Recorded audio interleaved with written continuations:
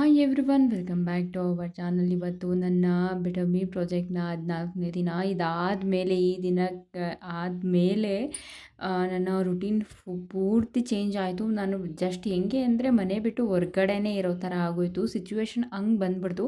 ನಾನು ಎಲ್ಲನೂ ಹೇಳೋಕ್ಕಾಗಲ್ಲ, ಬಟ್ ನನ್ನ ಸಿಚುವೇಶನ್ ಆ ಥರ ಇತ್ತು. ಸೊ ಹಂಗಾಗಿ ನಾನು ಸ್ವಲ್ಪ ಬ್ಯುಸಿನೇ ಆಗಿಬಿಟ್ಟೆ. ಹಬ್ಬದ ಕ್ಲೀನಿಂಗು, ಹಬ್ಬದ ಶಾಪಿಂಗು ಮತ್ತು ನನ್ನ ಹೊರ್ಗಡೆ ಕೆಲಸಗಳು, ಸುತ್ತಾಟ ಇದೇ ಆಗೋಯಿತು. ನಾನು ಕರೆಕ್ಟಾಗಿ ಪ್ರಾಪರಾಗಿ ವ್ಲಾಗ್ ಕೂಡ ಮಾಡ್ಕೊಳ್ಳೋಕ್ಕಾಗಲಿಲ್ಲ. ಆದರೆ ನಾನು ಏನು ಅಂದ್ಕೊಂಡಿದ್ದೀನೋ ಚಾಲೆಂಜ್ ಅದನ್ನು ನಾನು ಮಾಡ್ತಾಯಿದ್ದೀನಿ, ಮಿಸ್ ಮಾಡಿಲ್ಲ. ಅದರಲ್ಲೇನು ಬದಲಾವಣೆ ಇಲ್ಲ. ಬಟ್ ನನಗೆ ಪ್ರಾಪರಾಗಿ ವೀಡಿಯೋ ಮಾಡ್ಕೊಳ್ಳೋಕ್ಕಾಗಲಿಲ್ಲ ಅದನ್ನ ಅಷ್ಟೇ. ಕೆಲವೊಂದು ಸಾರಿ ಒಂದಿನ ಪೂರ್ತಿ ವೀಡಿಯೋ ಮಾಡಿಕೊಂಡ್ರೂ ನನಗೆ ಎಡಿಟ್ ಮಾಡೋಕ್ಕೆ ಟೈಮ್ ಸಿಗ್ತಾಯಿಲ್ಲ. ಹಂಗಾಗ್ಬಿಟ್ಟಿದೆ ಸಿಚುವೇಶನ್. ಈ ತಿಂಗಳು ನನಗೆ ಹಂಗೆ ಇರುತ್ತೆ. ಹಂಗಾಗಿ ನಾನು ಅದನ್ನ ಸ್ಟಾಪ್ ಮಾಡ್ತಾಯಿದ್ದೀನಿ. ಸದ್ಯಕ್ಕಿದು 3 ದಿನದ ವ್ಲಾಗ್ನ ಹಾಕ್ತಾ ಇರೋದಿಲ್ಲಿ. ಈ ದಿನ ಏನಂದರೆ ನಮ್ಮ ಊರಲ್ಲಿ ಒಂದು ನಾಮಕರಣ ಇತ್ತು. ತುಂಬ ಸರಳವಾಗಿ ಇಟ್ಕೊಂಡಿದ್ರು. ಹೇಳಿದ್ದೆ ಅನಿಸುತ್ತೆ, ಒಂದು ಸರಿ ಸೂತ್ಕ ಆಗಿತ್ತು ಅಂತ. ಆ ಸೂತ್ಕನೇ ಇವತ್ತು ಕಳ್ಕೊತಾ ಇದ್ದಾರೆ. ಸೊ ಹಂಗಾಗಿ ನಮಗೆ ನಾಮಕರಣ ಕೇಳಿದರು, ಊಟಕ್ಕೂ ಹೇಳಿದರು. ಹಂಗಾಗಿ ನಾನು ನನ್ನ ಹಸ್ಬೆಂಡ್ ಇಬ್ಬರು ಬಂದಿದ್ವಿ. ತುಂಬ ಸರಳವಾಗಿ ಮಾಡಿದ್ರು. ಹೆಸರು ಕೂಡ ಇಟ್ಟರು.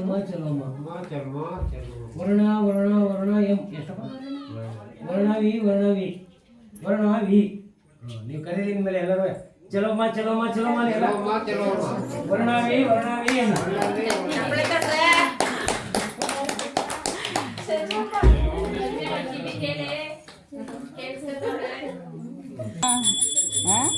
ಕೊಡ್ಸ್ಕೊಂಡಂತವ ನೀನು ಹೆಂಗೆ ನೋಡ್ತಾವಳು ನಿನ್ನೆ ಕೊಡ್ಸ್ಕೊಂಡ ಹೆಸರ. ಈ ದಿನ ಹೊರಗಡೆ ಕೆಲಸ ಮುಗಿಸ್ಕೊಂಡು ಬರೋದೇ ಲೇಟ್ ಆಯಿತು. ಬಂದಮೇಲೆ ಇವ್ರು ಕರೆದ್ರ ಇಲ್ಲಿಗೆ ಹೋದ್ವಾ. ಇವತ್ತು ಮಲಗೋದು ಕೂಡ ಲೇಟ್ ಆಗೋಯಿತು. ಒಂದು 10:30 11 ಗಂಟೆ 11:15 ಆಗೋಯಿತು. ಸೊ ನಾವು ಊಟ ಮಾಡಿಕೊಂಡು ಮನೆಗೆ ಬಂದ್ವಿ. ಇದು ಮಾರನೇ ದಿನ. ನಾನು ಲೇಟಾಗಿ ಮಲಗಿದ್ರಿಂದ ಸ್ವಲ್ಪ ಲೇಟಾಗಿ ಎದ್ದೆ. ಇವತ್ತು 6 ಗಂಟೆಗೆ ಎದ್ದೆ. ಆಲ್ರೆಡಿ ಸ್ವಲ್ಪ ಬೆಳಕಾಗೋಗ್ಬಿಟ್ಟಿತ್ತು. ಎದ್ದ ತಕ್ಷಣ ನಾನು ವಾಕಿಂಗ್ ಹೊರಟೆ. ಯಾಕೋ ಮನೇಲಿ ಇವತ್ತು ಎಕ್ಸಸೈಸ್ ಮಾಡೋದು ಬೇಡ ಅನ್ನಿಸ್ತು, ವಾಕಿಂಗ್ ಮಾಡೋಣ ಅಂತ ಅನ್ನಿಸ್ತು. ಸೊ ಹಂಗಾಗಿ ನಮ್ಮ ಮನೆ ಹಿಂದೆಗಡೆ ರೋಡಲ್ಲೇ ವಾಕಿಂಗ್ ಮಾಡಿದೆ. ಇವತ್ತು 1 ಅವರ್ ವಾಕಿಂಗ್ ಮಾಡಿ ಬಂದ್ಬಿಟ್ಟು ಸೀದಾ ನಾನು ಅಡುಗೆ ಪ್ರಿಪೇರ್ ಮಾಡೋಕ್ಕೆ ಹೋಗ್ತಾಯಿದ್ದೀನಿ. ಇವತ್ತು ಸ್ನಾನ ಇಲ್ಲ, ಪೂಜೆ ಇಲ್ಲ, ಹಂಗಾಗೋಗಿತ್ತು. ಇವಾಗ ನಾನು ಬೇಗನೆ ಹೋಗಬೇಕಾಗಿತ್ತು ಸಿಚುವೇಶನ್ನು. ಹಾಗಾಗಿ ಏನು ಮಾಡಿಬಿಟ್ಟೆ ಅಂತಂದರೆ, ನನ್ನ ಹಸ್ಬೆಂಡ್ಗೇನೋ ಚಿತ್ರಾನ್ನ ಥರ ಮಾಡ್ಕೊಟ್ಬಿಟ್ಟು, ನನಗೆ ಯಾಕೋ ಚಿತ್ರಾನ್ನ ತಿನ್ನೋಕ್ಕೆ ಮನಸ್ಸಾಗಲಿಲ್ಲ. ಆಮ್ಲೆಟ್ ಹಾಕ್ಕೊಂಡು ಹಾಲು ಕಾಯಿಸ್ಕೊಂಡು ಹಾಲು ಕುಡ್ಕೊಂಡು, ಆಮೇಲೆ ಸ್ವಲ್ಪ ದಾಳಿಂಬೆ ಹಣ್ಣು ಬಿಡಿಸಿಟ್ಟಿದ್ದೆ, ಅದನ್ನು ತಿಂದ್ಕೊಂಡು ನಾನು ಹೋದೆ. ನಾನು ಹೊರಟಿದ್ದು ಮೈಸೂರಿಗೆ. ನಂದೆಲ್ಲ ವರ್ಕ್ ಮುಗಿಸ್ಕೊಂಡು ನಾನು ವಾಪಸ್ ಮನೆಗೆ ಹೋಗಬೇಕು. ಅಷ್ಟರಲ್ಲೇ ನಮ್ಮ ತಾಯಿಯಿಂದ ಫೋನ್ ಬಂತು.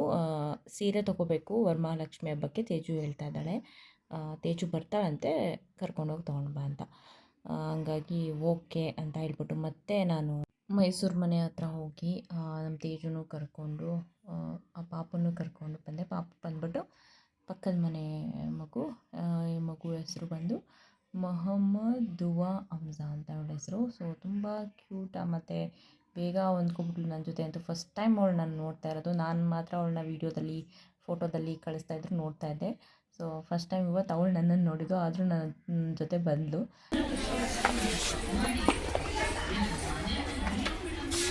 ಅಯ್ಯೋ ಅಯ್ಯೋ ಎಷ್ಟು ನೋಡೋದು, ಎಷ್ಟು ನೋಡೇ ಅದು ಅದು ಬೇಡ, ಅದು ಸುಮ್ಮನಿರು. ಎಷ್ಟದು ಇದು ತಡಿ ನೋಡ್ತೀನಿ ಎಷ್ಟು. ದುವಾ ಬಾಲ್ ತಗೋ, ಬಾಲು ಬಾಲ್ ತಗೋ ಬಂದಿರಿ.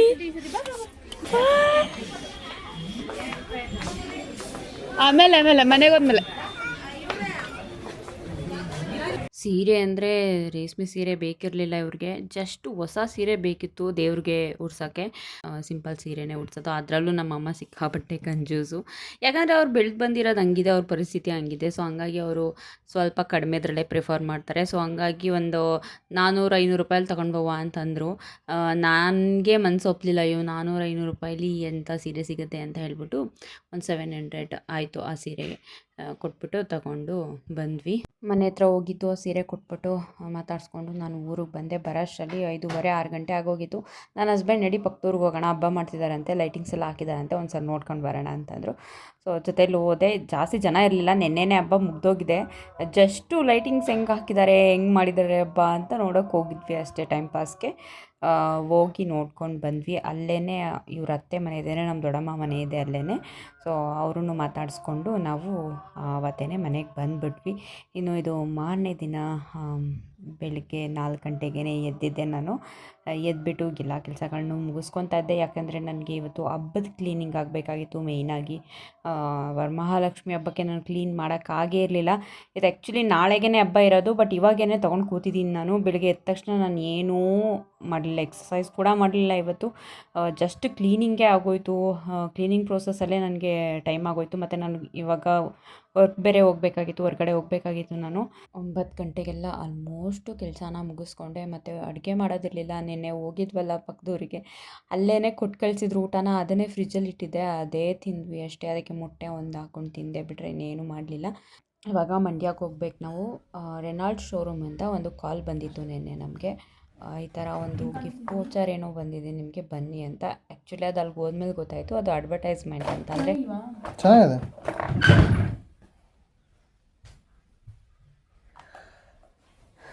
ಮಂಡ್ಯ ಹೋಗ್ತಾ ಇದ್ವಿ. ಹಬ್ಬದ ಕೆಲಸ ಎಲ್ಲ ಮಾಡ್ತಾಯಿದ್ದೆ ಆಲ್ಮೋಸ್ಟು. ನಾನೇನು ವೀಡಿಯೋ ಮಾಡೋಕ್ಕಾಗಿಲ್ಲ. ಬೆಳಿಗ್ಗೆ 4 ಗಂಟೆಗೆ ಎದ್ದೋಳು, ಇಷ್ಟೊತ್ತವರೆಗೂ ಕೆಲಸನೇ ಇತ್ತು. ಇವಾಗ ಮಂಡ್ಯ ಹೋಗ್ತಾ ಇದ್ವಿ. ಕೈಗಾರ್ ಕಡೆಯಿಂದ ಒಂದು ಗಿಫ್ಟ್ ವಾಚರ್ ಬಂದಿದೆಯಂತೆ, ಅದಕ್ಕೆ ಹೋಗ್ತಾ ಇದ್ವಿ. ಏನು ಅಂತ ನಮಗೂ ಸರಿಯಾಗಿ ಗೊತ್ತಿಲ್ಲ. ಫೋನ್ ಮಾಡಿದಾಗ ಬನ್ನಿ ಅಂತ, ಏನೋ ಈವೆಂಟ್ ಅಂತ. ಮೇ ಬಿ ಎಲ್ಲರಿಗೂ ಇನ್ವೈಟ್ ಮಾಡಿದ್ದಾರೆ ಅನಿಸುತ್ತೆ. ಹೋಗ್ತಾ ಇದ್ವಿ. ಅದೊಂಥರ ಅಡ್ವರ್ಟೈಸ್ಮೆಂಟ್ ಥರ. ಅಂದರೆ ರೆನಾಲ್ಟ್ ಅವರು ಸ್ಕೈ ಬ್ಲೂ ಅವರ ಜೊತೆ ಕ್ಲಬ್ ಆಗಿದ್ದಾರೆ. ಸೊ ಹಂಗಾಗಿ ಅವ್ರ ಗ್ರಾಹಕರಿಗೆ ಅವರು ಇನ್ವೈಟ್ ಮಾಡಿರೋದು ಅವ್ರ ಕಡೆಯಿಂದ. ಬಟ್ ಒಳ್ಳೆ ಆಫರ್ ಕೊಟ್ಟರು, ಇಲ್ಲ ಅಂತ ನಾನು ಹೇಳಲ್ಲ. 1,29,000 ರೂಪಾಯಿಗೆ 3 ವರ್ಷಕ್ಕೆ 24 ದಿನ ಅವರು ಕ್ಲಬ್ ಆಗಿರುವಂಥ ಯಾವುದೇ ರೆಸಾರ್ಟಲ್ಲಿ ನಾವು ಸ್ಟೇ ಮಾಡ್ಬೋದು. ಆದರೆ ತಿಂಗಳ ಮುಂಚಿತವಾಗಿ ನಾವು ಇಂಟಿಮೇಟ್ ಮಾಡಬೇಕು ಅಷ್ಟೇ. ಬಟ್ ಇವತ್ತು ನಾವು ಪೇ ಮಾಡಿದ್ರೆ ಅವತ್ತಿಗೆ ಎಷ್ಟೇ ಕಾಸ್ಟ್ ಜಾಸ್ತಿ ಇದ್ರೂ ನಾವು ಎಕ್ಸ್ಟ್ರಾ ಪೇ ಮಾಡುವ ಆಗಿಲ್ಲ. ಮತ್ತು ಇನ್ನೊಂದು, ನಾವು ಯಾವ್ದಾದ್ರು ರೆಸಾರ್ಟ್ ಬುಕ್ ಮಾಡ್ಬೋದು. ಈಗ 1 ನೈಟ್ಗೆ ಒಂದು 50,000 ಆಗುತ್ತೆ ಒಂದು ರೆಸಾರ್ಟು ಅಂತ ಇಟ್ಕೊಳ್ಳಿ. ಅವ್ರೇನಾದರೂ ಈ ರೆಸಾರ್ಟ್ಗಳ ಕ್ಲಬ್ಬಲ್ಲಿ ಅದು ಒಂದು ಇದ್ದರೆ ನಾವು ಆ ರೆಸಾರ್ಟ್ಗೆ ಹೋಗ್ಬೋದು. ಅಲ್ಲಿಗೆ ನಮ್ಗೆ ಲಾಭನೇ. ಯಾಕಂದರೆ ನಾವು 1,29,000 ಕೊಟ್ಬಿಟ್ಟು ನಾವು ಒಳ್ಳೊಳ್ಳೆ ರೆಸಾರ್ಟಲ್ಲಿ ಉಳ್ಕೋಬೋದು, ಟೂರ್ ಮಾಡ್ಬೋದು, ಏನು ತೊಂದರೆ ಇಲ್ಲ. ನನಗೆ ಗೊತ್ತಿರೋ ಪ್ರಕಾರ ಇದು ಒಳ್ಳೆ ಆಫರೇ. ಬಟ್ ನಾವು ಪೇ ಮಾಡೋಕ್ಕೆ ರೆಡಿ ಇರಲಿಲ್ಲ. ಜಸ್ಟು ಈ ಥರ ಹೊರಗಡೆ ಸುತ್ತೋದಕ್ಕೇ ನಾವು 1,29,000 ಏನಾದ್ರು ಇನ್ವೆಸ್ಟ್ ಮಾಡಿಬಿಟ್ರೆ ಅಷ್ಟೇ ಕತೆ. ಸೊ ಇಲ್ಲ ಮೇಡಮ್, ಆಗಲ್ಲ, ನಮಗೆ ಬೇರೆ ಎಕ್ಸ್ಪೆನ್ಸಸ್ ಇದೆ, ನಮಗೆ ಆಗಲ್ಲ ಅಂತ ಹೇಳಿಬಿಟ್ಟು ನಮಗೆ ಗಿಫ್ಟ್ ವೋಚರ್ ಬಂದಿತ್ತು. ಬೆಳ್ಳಿ ಗಣೇಶ, ಹಾಗೆ ಒಂದು ಲೆಟ್ರು. ಆ ಲೆಟ್ರಲ್ಲಿ 4 ಪ್ಲೇಸ್ ಅವರು ಚೂಸ್ ಮಾಡಿದ್ದಾರೆ. ಅದರಲ್ಲಿ ಒಂದು ಪ್ಲೇಸ್ ಚೂಸ್ ಮಾಡಿ ನಾವು ಹೋಗ್ಬೋದು ಫ್ರೀ. ಬಟ್ ಏನೋ ಮಿನಿಮಲ್ ಅಮೌಂಟ್ ಏನೋ ಕಟ್ಟಿಸ್ಕೋತಾರೆ ಅಷ್ಟೇ. ಅದು 1 ವರ್ಷ ವ್ಯಾಲಿಡಿಟಿ. 1 ವರ್ಷದಲ್ಲಿ ನಾವು ಯಾವಾಗ ಬೇಕಾದರೂ ಹೋಗ್ಬೋದು ಅಂತೇಳಿ ಕೊಟ್ಟರು. ತೊಗೊಂಡು ನಂಬರು ಕೊಟ್ಟರು, ಏನಾದರೂ ನೀವು ಹೋಗ್ಬೇಕಂದ್ರೆ ಈ ನಂಬರ್ಗೆ ಕಾಂಟ್ಯಾಕ್ಟ್ ಮಾಡಿ ಅಂತ ಹೇಳ್ಬಿಟ್ಟು.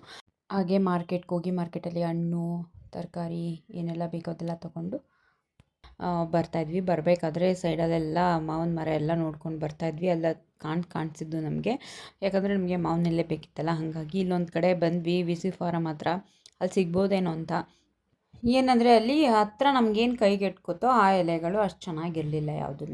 ಸ್ವಲ್ಪ ದೂರ ಇರೋ ಎಲೆಗಳನ್ನ ಕಿತ್ಕೊಳ್ಳೋಕ್ಕೆ ನನ್ನ ಹಸ್ಬೆಂಡ್ ಟ್ರೈ ಮಾಡಿದ್ರು, ಬಟ್ ಆಗಲಿಲ್ಲ.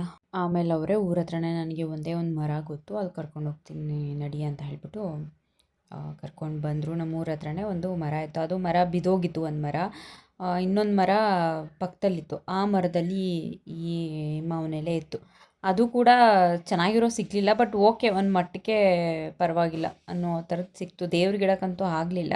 ಅಟ್ಲೀಸ್ಟ್ ಬಾಗಿಲಿಗಾದರೂ ಇಡೋಣ ಅಂತ ಹೇಳ್ಬಿಟ್ಟು ಕಿತ್ಕೊಂಡು ಬಂದ್ವಿ. ನನ್ನ ಹಸ್ಬೆಂಡ್ ಪಾಪ ಎಫರ್ಟ್ ಹಾಕಿದ್ರು, ಬಟ್ ಆದರೂ ಕ್ವಾಲಿಟಿ ಕಿತ್ಕೊಳ್ಳೋಕ್ಕಾಗಲಿಲ್ಲ. ಅಲ್ಲಿ ಕಾಣಿಸ್ತಿರ್ಬೋದು, ಕೆಳಗಡೆ ಕಂದಕ ಥರ ಇದೆ, ಅಲ್ಲೆಲ್ಲ ನೀರು ಹರಿಯೋ ಜಾಗ. ಫಸ್ಟೆಲ್ಲ ತುಂಬ ಚೆನ್ನಾಗಿತ್ತು. ನಾನು ಚಿಕ್ಕವಳಿದ್ದಾಗೆಲ್ಲ ಇಲ್ಲಿ ಓಡಾಡಿದ್ದೀನಿ, ಅವಾಗೆಲ್ಲ ತುಂಬ ಚೆನ್ನಾಗಿತ್ತು. ಇವಾಗೆಲ್ಲ ಹಾಳಾಗ್ಬಿಟ್ಟಿದೆ. ಇಲ್ಲಿ ಜಸ್ಟ್ ಬಾವಿ ಥರ ತೋಡ್ಕೋತಾರೆ. ಅಕ್ಕಪಕ್ಕದ ಜಮೀನವರು ತೋಡ್ಕೊಂಡು ನೀರು ತುಂಬಿಸ್ಕೊಂಡು ಕಾವಲಿ ಥರ ಮಾಡ್ಕೊಂಡಿದ್ದಾರೆ. ಅದರಲ್ಲಿ ಮರ ಬಿದ್ದೋಗಿದೆ. ಇದನ್ನು ಯಾರೂ ಎತ್ತಿ ಮಾಡೋದೇನು ಮಾಡಿಲ್ಲ. ಬಟ್ ಚೆನ್ನಾಗಿತ್ತು ಆ ಪ್ಲೇಸ್. ಒಂಥರ ನೇಚರ್ ಚೆನ್ನಾಗಿತ್ತು ಅಲ್ಲಿ.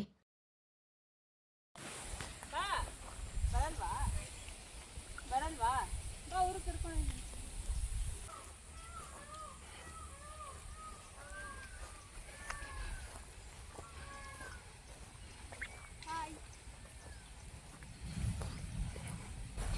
ನಮ್ಮೂರು ಬಸ್ಸು.